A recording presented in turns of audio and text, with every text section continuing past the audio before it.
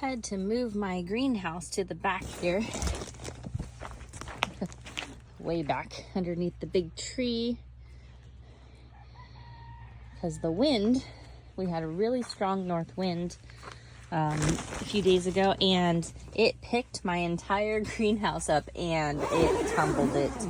And luckily everything in here survived. Good thing. But so yeah, it's actually cooler under here for it. So even when it cooks outside, it's not going to be cooking in here.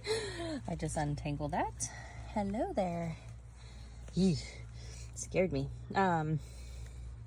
Pincher bugs. Woo! They can stay there. That's totally fine. But like I said, I don't want them on me. Oh gosh. Now that I've had a scare for the morning. So these are flowers. These are flowers. They're growing. Just little different types of flowers here. These are, as you can see, my zucchini are going crazy. I've been hand pollinating them because in the greenhouses, you have to hand pollinate if there's no way for bees or pollinators to get in. So we will probably come back out here in a little bit and do some pollinating while the male flowers are open. But in that process, I've actually got, let's see, I got a zucchini right back there, and I have one actually right here. So, and then it's also been, so this kind of took a beating, but I reused it. So I've got bell peppers growing in there. Look at my rosemary's doing really good. And then my beautiful rose bloomed. I've actually got another one there and another baby right there, but isn't it beautiful? Look at that. I absolutely love roses. I really like red and yellow roses too. They smell so good. And then I got little baby cucumbers here. And then this, I believe, is my radish. Yeah, that's my radish. Oh wait, these are my radish. What are you? These, let's see. Oh, Swiss chard. These are my Swiss chard. I was like, which one are you? Yeah, so Swiss chard is there. And then I have this is red cabbage. And then my little, this is actually doing really well. My sweet mint. And then this one. And then this one, I actually, this mint, a spearmint, I actually popped a few seeds in there, and there was just a little bit, and it's actually blooming really well. And then my corn's doing good. Yeah, and these are my radish. They're like the long radishes. And then my romaine lettuce. Look how cute they are. I love baby romaine with ranch. It's just so good. So I've been hand pollinating. Oh, look at this one. This one took a beating too. It's actually kind of resprouting, so I'm kind of letting it do its thing. But this one was serrano, but maybe the little sprouts there will take a hit or start going again. But I also planted more bell pepper in that one too, just in case. I reutilize the pots. Let's see, I believe these ones are flowers as well. And then this one is Brussels sprouts.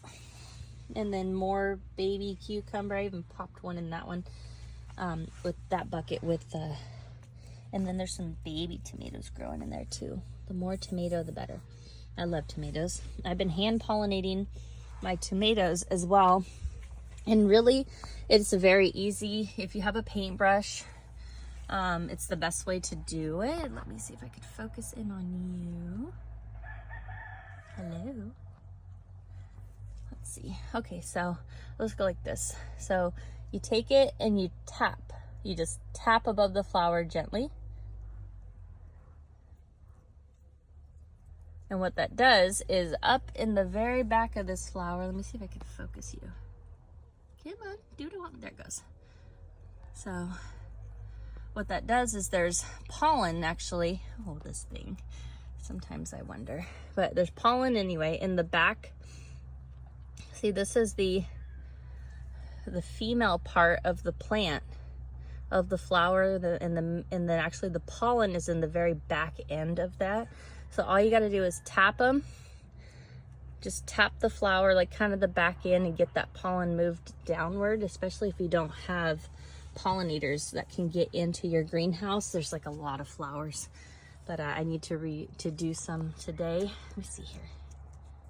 Hello there. So you just give it a little tap. And like I said, it's much easier when you do it with a paintbrush. It's a little more gentle because you don't want to hit the flower to the point that it loses everything or falls off. But that will get the pollen down into the female part of the plant. So the females down here and the male parts are actually down here. And this is like a one flower type deal rather than multiple.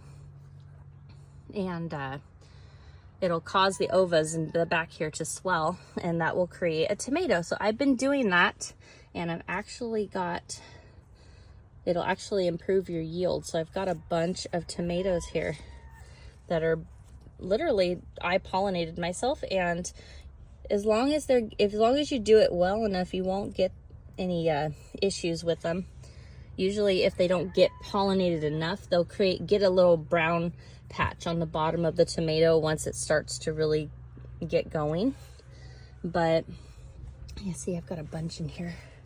Got a couple there. But I mean, it's not gonna hurt you. Ooh, I just realized. Look at that big boy. Just a skeeter eater. If anything, they eat bad bugs, so I don't get rid of them. I also try to keep ladybugs in here as well. I may order some ladybugs just to release in here and let them do their thing. They eat aphids and they keep the bad bugs away. But yeah, so I've been hand pollinating these, and I've actually got a really good yield going here. Let's see here. I have some starting on this one as well, but these especially, literally every single one of these I pollinated myself, and they're creating little tomatoes. So if you want to increase your yield, you just give them a little tap.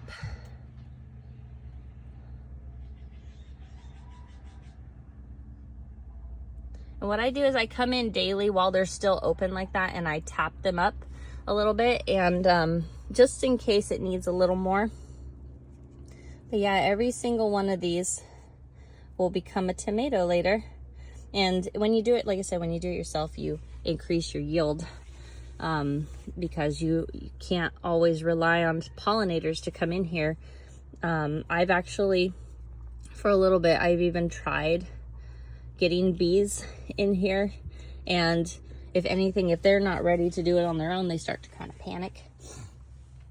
I also self-pollinate my zucchini, and I can self-pollinate actually my strawberries as well.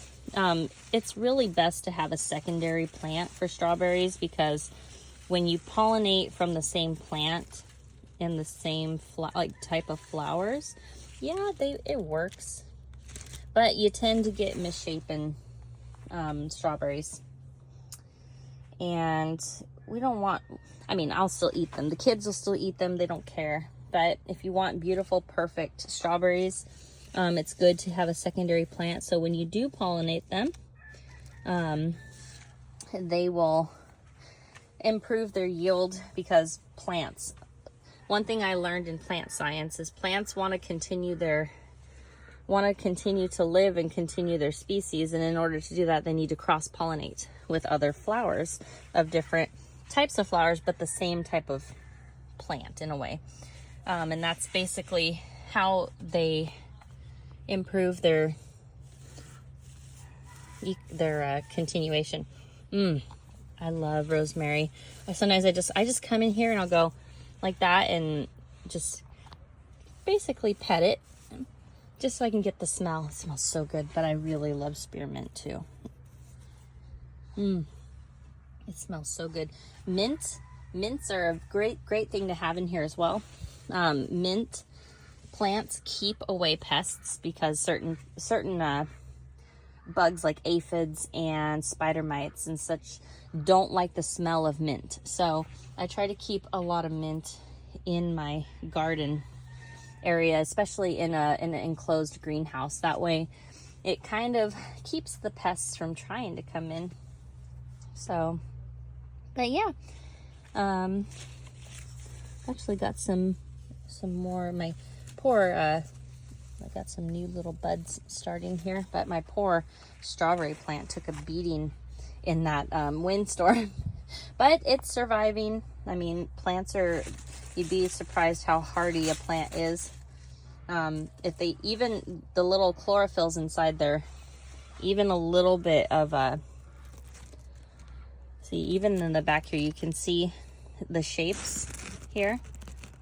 But when you look inside of the plant itself, these are actually, the cells are within it in the chlorophylls, and every single little part there literally takes up water. So if it wilts a little bit and you're afraid, oh, it's gonna die, just give it a ton of water and you'd be surprised. Like these zucchini look like they took a beating in the last little heat wave we had. And I literally just basically drowned the roots with water, like constant. And then the next day I came out here and they were perked back up, because all it needs is the little chlorophylls in there to fill up with water, and it will perk your plant right back up. Sometimes all it needs is a little drink, and you know, it happens. Sometimes, you know, we travel or like I said, it gets really hot out there in the field. So it's actually, they've been doing a lot better back here in the shade where they are. See, as you can see, they're still getting some sunlight. So it's some direct and some indirect. So it's not too bad. And it doesn't cook my greenhouse too much, because these greenhouses, they are great for just a small area, but they don't come with, similar to the giant greenhouses that are glass, they have roll open windows on the top of the whole greenhouse, which help make it so that there isn't too much heat trapping or greenhouse gases that these would create. As it goes through the photosynthesis process, it releases a lot of CO2 and oxygen, or it eats the CO2 that we emit, and then it releases oxygen. But the problem is all of that can get trapped into the top of our greenhouse. And if you don't open it up and then it gets hot, the heat will wilt every single one of these plants. So this is a great portable one. It does have little windows that open, but the problem was it was trapping a lot of heat at the top and not releasing it enough through the windows, and it was just, my plants were taking a beating. In the beginning, they were thriving in here because it was cooler outside. Even though the sun was warming, it was cooler. So in here, it kind of gives that cooling effect that you would get if you started them in early spring. And maybe it's cooler outside and warm in here, and they like it. But when it gets too hot, they do not like that. So, and I also got a new misting system going in here, so that not only helps water them, I do give them full watering, but that helps keep it cooler in here and moist for them. So, but they're doing great. Gosh, I just love this. This is so pretty. It is so pretty. I've been waiting for a while. I got this at the very beginning of spring, and it was just a little baby. So I was like, I wonder how long it's going to take for you to get a couple roses, and I have a couple going, and then it'll keep producing more. So awesome. All right, guys. Well, oh, and then I have some little babies down here. I got a baby pumpkin there, and I think those might all be pumpkins. I do have a baby pumpkin down here, a couple of them. I planted a few, because what's nice is once they get a certain size, I can run them out the back of the or the front of the greenhouse and just kind of let them go. And then I have some flowers there. Actually, there's a baby. It's actually a baby pumpkin in there. I don't even remember planting that. It must have just dropped in there and took. But awesome. Yep, it's all doing really good. And this is what is this one? What are you? Oh, this one's cauliflower. These are my cauliflower plants. I completely skipped over you. So cauliflower, and then red cabbage, my little my romaine lettuce. They're getting so pretty. And then I love these. I can't wait till these get really big, but these are my radish. Kids have popped a few out and just chewed on them. Not quite ready yet, but what I love about doing this is the kids come in here and they'll pluck some lettuce and they'll eat it straight up, and I love that. It's healthy. It's very healthy.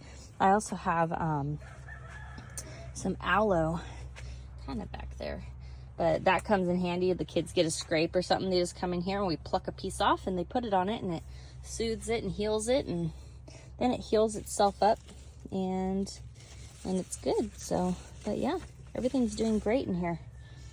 Doing way better back here. My corn's getting big.